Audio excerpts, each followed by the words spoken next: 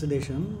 तर त्याच्यामध्ये त्यांचं म्हणणं आहे की हे जे लिथल ट्रायड आहे, हायपोथर्मिया, ॲसिडोसिस, कोॲग्युलोपॅथी आणि ॲक्च्युली डायमंड आहे, कॅल्शियम पण आहे.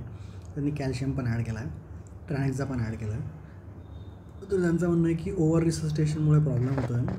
हायपोटेन्शन राहू द्या, कारण की आपण डायलेट करतो खूप सारं फ्लुइड देऊन, तर क्लॉट पण डिस्लॅज होतं आणि ब्लिडिंग पण वाढते. म्हणून जोपर्यंत ब्लिडिंग कंट्रोल होत नाही तोपर्यंत हायपोटेन्शन राहू द्या तेवढं.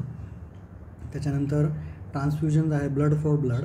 तर ब्लड द्या आणि कोॲग्युलंट द्या रादर दॅन क्रिस्टलॉइड कमी करा. डायल्युशन, कोॲग्युलोपॅथी होते, ॲसिडोसिस पण होतं.